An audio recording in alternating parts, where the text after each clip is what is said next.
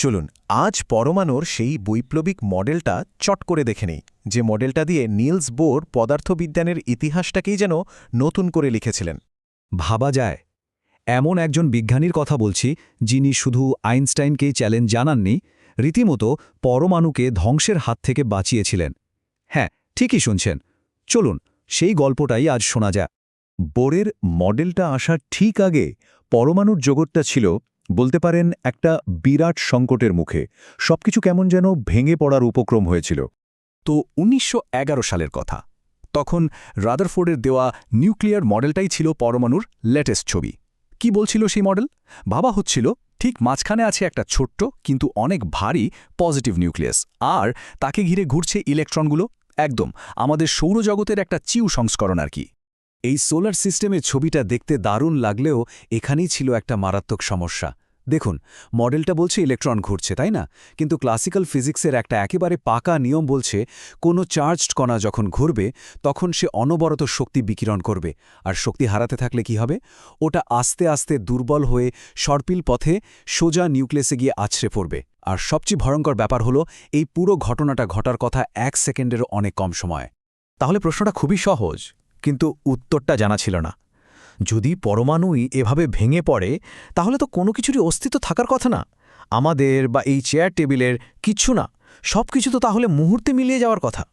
কিন্তু তা তো হচ্ছে না। তাহলে সবকিছু টিকে আছে কিভাবে?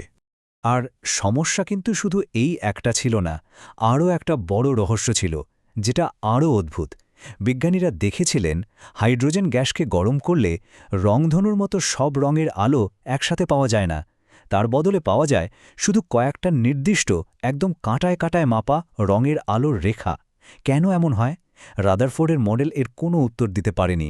এই দুটো বিরাট রহস্যের সমাধান নিয়েই মঞ্চে এলেন আমাদের গল্পের নায়ক নিলস বোর। আর তিনি শুধু একটা নতুন মডেল দিলেন না, তিনি যা করলেন তা ছিল রীতিমতো বৈপ্লবিক।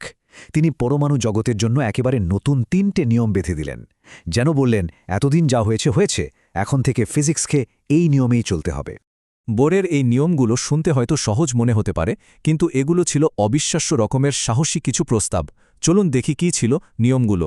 ১ নম্বর, ইলেকট্রনগুলো নিউক্লিয়াসের চারপাশে যেখানে সেখানে ঘুরতে পারে না। তাদের জন্য কিছু খাস অনুমোদিত কক্ষপথ আছে, আর এই কক্ষপথে ঘোরার সময় তারা কোনো শক্তি হারাবে না। ব্যাস, ক্লাসিক্যাল ফিজিক্সের নিয়ম এখানে খাটবে না। ২ নম্বর, এই অনুমোদিত কক্ষপথগুলো যাতা হতে পারে না। শুধুমাত্র সেই কক্ষপথগুলোই সম্ভব যেখানে ইলেকট্রনের কৌণিক ভরবেগ একটা নির্দিষ্ট সংখ্যার গুণিতক হবে। আর ৩ নম্বর, একটা ইলেকট্রন চাইলে এক কক্ষপথ থেকে অন্যটাতে লাফ দিতে পারে, কিন্তু এর জন্য তাকে কাটায় কাটায় নির্দিষ্ট পরিমাণ শক্তি হয় শোষণ করতে হবে, নয়তো বর্জন করতে হবে। এই পুরো ধারণার মূলে যে শব্দটা আছে সেটা হলো কোয়ান্টাইজেশন। এর মানেটা কি? খুব সহজ করে বললে, পরমাণুর জগতে শক্তি বা ভরবেগের মতো জিনিসগুলো নিরবচ্ছিন্ন বা কন্টিনিউয়াস না। ব্যাপারটা একটা ঢালু রাস্তার মতো নয় যেখানে আপনি যে কোনো জায়গায় থাকতে পারেন, বরং এটা একটা সিঁড়ির মতো। আপনি হয় ১ নম্বর ধাপে থাকবেন, নয়তো ২ নম্বর ধাপে। মাঝখানে ধরুন ১.৫ নম্বর বা ২.৫ নম্বর ধাপে থাকার কোনো সুযোগই নেই। সবকিছুই এমন ধাপ ধাপ বা প্যাকেট প্যাকেট। এই যে শক্তির সিঁড়ির মতো ধাপের কথা বললাম, এই ব্যাপারটা বুঝতে একটা ভিডিও গেমের কথা ভাবলে কিন্তু খুব সুবিধা হয়। দারুণ একটা মিল আছে। ভাবুন তো, একটা ভিডিও গেমে লেভেল আপ করতে হবে।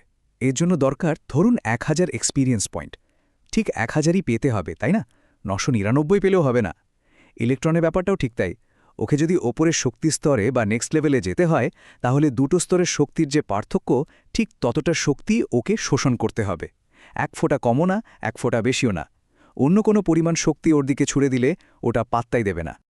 আচ্ছা, বোরের এই নতুন নিয়মগুলো তো জানা গেল। এবার চলুন দেখি এই নিয়মগুলো দিয়ে কিভাবে সেই শুরুর দুটো বড় রহস্যের সমাধান হল। প্রথমেই আসি সেই সবচেয়ে বড় আতঙ্কটার কথায়। পরমাণু কেন ধ্বংস হয়ে যাচ্ছে না? বোরের মডেল এটার কি ব্যাখ্যা দিল? সমাধানটা ছিল একই সাথে ভীষণ সহজ আর ভীষণ বৈপ্লবিক। বোরের ১ নম্বর নিয়মটা কি ছিল? যে ইলেকট্রনগুলো তার নির্দিষ্ট স্থির কক্ষপথে ঘুরছে, তারা কোনো শক্তি বিকিরণ করবে না। ব্যাস, খেল খতম। যদি শক্তিই না হারায়, তাহলে তো আর সর্পিল পথে নিউক্লিয়াসে আছড়ে পড়ার কোনো সম্ভাবনাই রইল না। মানে সমস্যাটাকেই গোড়া থেকে অস্বীকার করা হলো নতুন নিয়মের জোরে। দারুণ! তাহলে পরমাণু স্থায়িত্বের রহস্য তো সমাধান হল। কিন্তু দ্বিতীয় রহস্যটা, মানে ওই যে নির্দিষ্ট রঙের আলোর রেখাগুলো, ওগুলোর কি ব্যাখ্যা? এটার উত্তর লুকিয়েছিল বোরের ৩ নম্বর নিয়মে। নিয়মটা বলছিল যখন একটা উত্তেজিত ইলেকট্রন ওপরের কোনো শক্তিস্তর থেকে লাফ দিয়ে নিচের শক্তিস্তরে নেমে আসে তখন তার বাড়তি শক্তিটা সে ছেড়ে দেয়। কিভাবে ছাড়ে? একটা আলোর কণা বা ফোটন হিসেবে। আর সবচেয়ে গুরুত্বপূর্ণ কথা হলো ওই ফোটনের শক্তিটা হয় ঠিক দুটো শক্তিস্তরের শক্তির পার্থক্যের সমান। এখান থেকেই পুরো ছবিটা পরিষ্কার হয়ে যায়। যেহেতু ইলেকট্রনগুলো শুধু নির্দিষ্ট কিছু কক্ষপথেই থাকতে পারে, তাই তাদের লাফগুলোও হবে নির্দিষ্ট। আর যেহেতু লাফগুলো নির্দিষ্ট, তাই যে ফোটনগুলো বেরোবে তাদের শক্তিও হবে নির্দিষ্ট। আমরা জানি আলোর শক্তি তার রং নির্ধারণ করে, তার মানে নির্দিষ্ট শক্তির ফোটন মানে নির্দিষ্ট রঙের আলো। আর ঠিক এই কারণেই প্রত্যেকটা মৌল থেকে শুধু তার নিজস্ব কিছু নির্দিষ্ট রঙের আলোই বের হয়, ঠিক যেন একটা ইউনিক বারকোড। তো বোরের মডেল পরমাণুর রহস্য সমাধান করল ঠিকই, কিন্তু গল্পটা এখানেই শেষ নয়।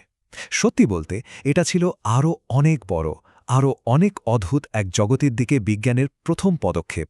সেই জগৎটাই হল কোয়ান্টাম মেকানিক্স। আসলে বোরসের এই মডেলটাকে একটা ত্রুটিপূর্ণ মাস্টারপিস বলা যেতে পারে। কেন? কারণ এটা হাইড্রোজেন, মানে যে পরমাণুতে মাত্র একটা ইলেকট্রন আছে তার জন্য একেবারে নিখুঁতভাবে কাজ করত, সব হিসেব মিলিয়ে দিত। কিন্তু সমস্যাটা হতো যখনই একাধিক ইলেকট্রনওয়ালা পরমাণুর কথা আসত, তখন এই মডেল আর ঠিকঠাক কাজ করতে পারত না, হিসেব মেলাতে পারত না। পরমাণুর মডেল কিভাবে সময়ের সাথে বদলেছে সেটা এই টাইমলাইনটা দেখলে বেশ বোঝা যায়। ডাল্টনের নিরেট গোলক থেকে রাদারফোর্ডের নিউক্লিয়ার মডেল আমরা ধীরে ধীরে এগোচ্ছিলাম। এরপর বোর এসে একটা বিরাট কোয়ান্টাম লাফ দিলেন। কিন্তু বিজ্ঞান তো এক জায়গায় থেমে থাকে না, তাই না? এর ঠিক পরই এলেন শ্রোডিঙ্গার, আর তার কোয়ান্টাম মডেল পরমাণুর যে ছবিটা আমাদের সামনে তুলে ধরল সেটা বোরের থেকেও ছিল অনেক বেশি অচেনা আর অদ্ভুত। এই নতুন কোয়ান্টাম জগৎটা যে কতটা অদ্ভুত ছিল তা খোদ নিলস বোরের একটা বিখ্যাত উক্তি শুনলেই বোঝা যায়। তিনি নিজেই বলেছিলেন যে কোয়ান্টাম তত্ত্ব দেখে অবাক হয় না বা ধাক্কা খায় না, সে আসলে এর কিছুই বোঝেনি। ভাবুন একবার, যিনি এই জগতের দরজা খুলে দিচ্ছেন তিনিই এমন কথা বলছেন। তাহলে সব মিলিয়ে কি দাঁড়ালো? বোরের মডেল কোয়ান্টাইজেশনের ধারণা এনে পরমাণুকে নিশ্চিত ধ্বংসের হাত থেকে বাঁচিয়েছিল, এটা সত্যি। কিন্তু একই সাথে এটা এমন এক অদ্ভুত জগতে দরজা খুলে দিয়েছিল যেখানে আমাদের রোজকার জীবনের সাধারণ জ্ঞান বুদ্ধি আর খাটে না। বোরের মডেল শিখিয়েছিল যে কণাগুলো সিঁড়ির ধাপের মতো লাফ দেয়, কিন্তু এটা যে প্রশ্নটা জন্ম দিয়েছিল সেটা ছিল আরও গভীর আর আরও বিস্ময়কর। কি হবে যদি এই কণাগুলো আসলে কণা বিছে নয়, একই সাথে তরঙ্গের মতো আচরণ করে?